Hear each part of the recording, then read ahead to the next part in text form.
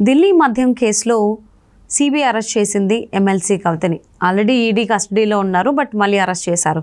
ఎందుకు అనంటే అప్రూవర్లుగా మారినటువంటి కొంతమంది ఇచ్చినటువంటి వాంగ్మూలం మేరకే ఈవిడే కీలక పాత్రధారి, సూత్రధారి అనేటువంటి ఉద్దేశంతో సిబిఐ అరెస్ట్ చేసి విచారిస్తోందని మనకు తెలుస్తుంది. మరి అంశానికి సంబంధించి మరెన్నో విషయాలని మనతో పంచుకోవడానికి ఈరోజు మనతో పాటు ఉన్నారు సీనియర్ జర్నలిస్ట్ డివిఎస్ గారు ఉన్నారు. వారితో మాట్లాడదాం. నమస్తే అండి. నమస్తే. ఢిల్లీ మద్యం కేసులో ఎమ్మెల్సీ కవితని సిబిఐ అరెస్ట్ చేయడం జరిగింది, విచారించబోతోంది కూడా. ఇప్పుడు ఈ రాబోయేటువంటి 2-3 రోజులు కూడా సిబిఐ కస్టడీలో ఉంటుందని తెలుస్తోంది. సో ఎందుకు కవితని సిబిఐ అరెస్ట్ చేసిందంటే అప్రూవర్లుగా మారినటువంటి ఎవరైతే ఉన్నారో వాళ్ళు ఇచ్చినటువంటి వాంగ్మూలం మేరకి కవితే ప్రధాన సూత్రధారి, పాత్రధారి అనేటువంటి ఉద్దేశంతోనే అరెస్ట్ చేసి ఇప్పుడు విచారించబోతున్నాము అని అంటూ ఉన్నారు సిబిఐ వాళ్ళు అన్నట్టుగా తెలుస్తుంది.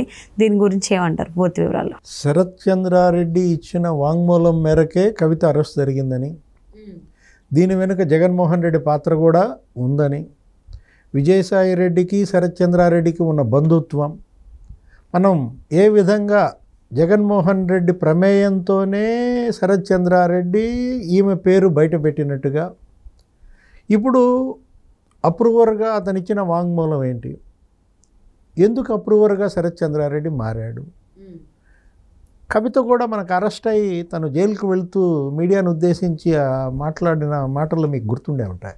ఏమని, తను మాత్రం అప్రూవర్గా మారే ప్రసక్తే లేదు, గతంలో అప్రూవర్లుగా మారిన వాళ్ళ వల్లే ఈ పరిస్థితి వచ్చిందంటూ తనని బెదిరించి అప్రూవర్గా మార్చలేరని కూడా ఆమె మాటల సారాంశం.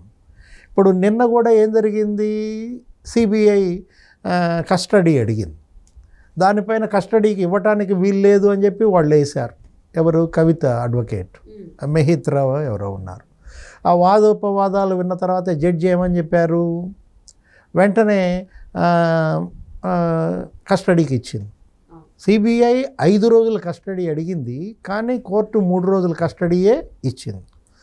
అప్పుడు ఆ వాదనల్లో మెహిత్ రావు అడ్వకేటు, కవిత అడ్వకేట్ ఏమంటాడు, ఈమె చాలా కీలకం, రేపు పార్లమెంట్ ఎన్నికలు జరుగుతున్నాయి, పార్లమెంట్ ఎన్నికల్లో బీఆర్ఎస్ని గెలిపించాల్సిన బాధ్యత కవిత పైనే ఉంది, ఆమె ప్రజాదరణ గల నాయకురాలు, ఇలాంటి పరిస్థితుల్లో ఆమెని మరి అరెస్ట్ చేయటం అనేది కేవలం ఆమెను ప్రజలకు దూరం చేసే ప్రక్రియ, ఇది రాజకీయ పరంగా చూడాలనేది వాదన, అది నిలబడలేదు. జడ్జి దాన్ని డిస్మిస్ చేశారు. ఏమని, ఈ కేసులో ఆమె కింగ్ పిన్, మొత్తం కేసు డైరీ చదివినా, అరెస్ట్ అయిన వాళ్ళు ఇచ్చిన వాంగ్మూలాలు చూసినా, అన్నీ చూసినట్లయితే కవిత ద్వారానే ఈ డబ్బు లావాదేవీలు జరిగాయి. సౌత్ గ్రూప్లో ఆమెదే ప్రధాన పాత్ర. శరత్ చంద్రారెడ్డి కూడా చెప్పాడు కదా తనని బెదిరించిందని. జాగృతి సంస్థకి తనేదో 80 లక్షలో ఎంతో విరాళం ఇచ్చానని బలవంతంగా వసూళ్లు చేశారు ఆ జాగృతి సంస్థ, మనం తెలుసు గతంలో కూడా. నెక్స్ట్ ఏదో ఒక 25 కోట్లు అడిగినట్టు, జోన్కి 5 కోట్లు చొప్పున, అట్లాగే జోన్కి 5 కోట్లు చొప్పున 25 కోట్లు అడిగింది మాగుంట రాఘవరెడ్డిని. ఇతన్నేంటి ఏదో 14 కోట్లకి సెటిల్ చేసుకున్నట్టు 25 కోట్లు అడిగితే అది కూడా ఎలా ఇవ్వమన్నారు, ఏదో ల్యాండ్ కొన్నట్టుగా డాక్యుమెంట్స్ పుట్టించి ఆ భూమిని ఈమెకు అమ్మినట్టుగా ఏదో 14 కోట్లు ఇచ్చామని మనం చూసాం. అంటే శరత్ చంద్రారెడ్డిని 25 కోట్లు అడిగారు. నెక్స్ట్ మాగుంట రాఘవరెడ్డిని నువ్వు చెప్పినట్టు జోన్కి 5 కోట్ల చొప్పున 25 కోట్లు అడిగారు. 50 కోట్లు 45 కోట్లు ఏం జరిగాయి, గోవా అసెంబ్లీ ఎన్నికల్లో ఆప్ ఖర్చు, హవాలా లావాదేవీ, ఈ మొత్తం ఒక 100 కోట్ల డీలు. ఈ వాట్సాప్ గ్రూపుల్లో వాళ్ళు పెట్టిన చాటింగ్స్ కావచ్చు, లేదా ఫోన్ కాల్స్ కావచ్చు, వీటన్నిటిని కూడా ఏం చేశారు, పగలగొట్టారు. ఈ ఒక్క కేసులోనే 180 ఫోన్లు బద్దలు కొట్టినట్టుగా, అందులో ఉన్న సమాచారం ఇది చేసినట్టుగా, కవిత కూడా 11 ఫోన్లు ఏదో ఆమె వాడినట్టుగా మనం చూసాం. ఇవన్నీ దగ్గర పెట్టుకునే వాళ్ళంతా కూడా పకడ్బందీగా కేసు ఫైల్ చేశారు. ఇవాళ కవిత బయటకు రాలేని పరిస్థితి.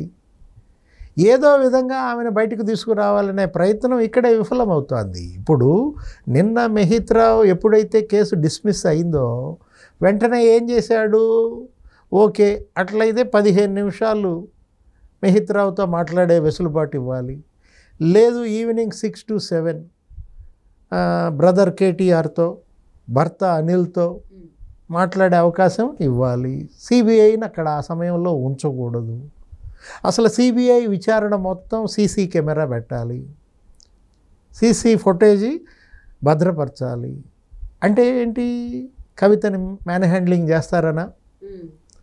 ఇప్పుడు కెమెరాలు పెట్టమంటున్నారంటే అర్థం సిబిఐ కవితను ఎక్కడ థర్డ్ డిగ్రీ ఉపయోగిస్తుందో, థర్డ్ డిగ్రీ ఉపయోగించి మ్యాన్ హ్యాండ్లింగ్ జరిపి కవితతో నిజాలు ఎక్కడ ఒప్పిస్తారో అనే దీంతోనే నీకు అక్కడ సీసీ కెమెరాలు పెట్టాలని, ఆ సీసీటీవీ ఫుటేజ్ భద్రపరచాలని మెహిత్రా వాదనగా మనకు కనపడుతుంది.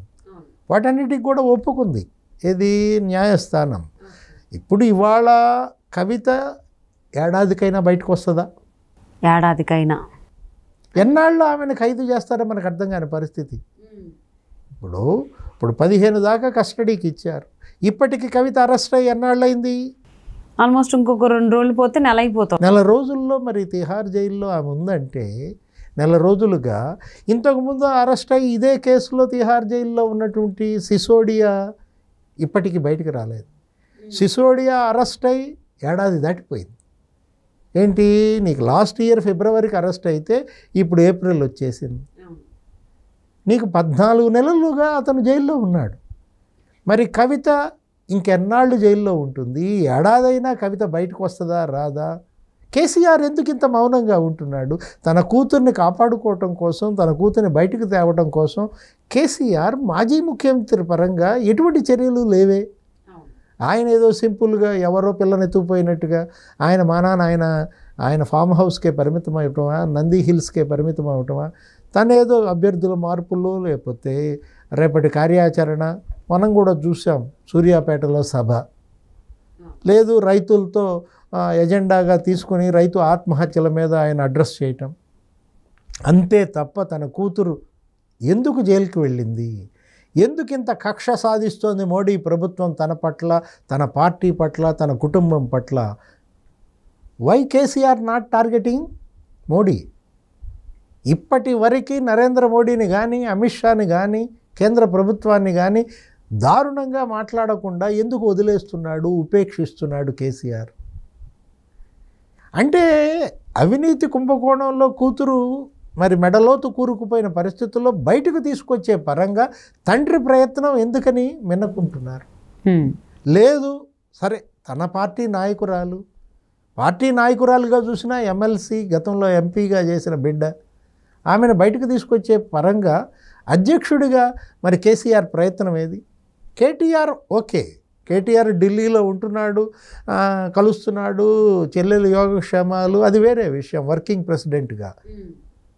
ఇప్పుడు కేసీఆర్ రేపు మరి ప్రచారం చేయాలా, రేపు తిరగాల, రేపు ఎన్నికల యాత్ర, తన అభ్యర్థులను గెలిపించడంలో అన్న కవిత మరి ప్రస్తావన వస్తుందా రాదా? కూతురు జైలు జీవితం గురించి ఆయన ఏం అడ్రస్ చేస్తాడు, ప్రజలకు ఏం చెప్తాడు? ఇప్పుడు బీజేపీ ఒకటే అంటోంది, కవిత అరెస్ట్ గతంలో చేయకపోవడం వల్ల బీజేపీ అసెంబ్లీ ఎన్నికల్లో రావాల్సినంత ఇది రాలేదని. ఒక రకంగా అసలు బీజేపీయే గెలవాల్సిన పరిస్థితుల్లో ఇవాళ బీజేపీ ముఖ్యమంత్రిగా బండి సంజయ్ ప్రమాణ స్వీకారం చేయాల్సిన పరిస్థితుల్లో అది తప్పిపోవటానికి కారణం కవిత పట్ల బీజేపీ సానుకూలతో, లేకపోతే జరగాల్సిన అరెస్టు జరగకపోవటం వల్ల. అది కాస్త కాంగ్రెస్ పార్టీ రొట్టె విరిగి నేతిలో పడ్డట్టు రేవంత్ రెడ్డి ముఖ్యమంత్రి అయిపోయాడు. ఇప్పుడు ఆ తప్పు సరిదిద్దుకోవటం కోసమే ఇప్పుడు పార్లమెంట్ ఎన్నికల్లో కవితను అరెస్ట్ చేశారా? Thank you so much DVS గారు. నమస్తే.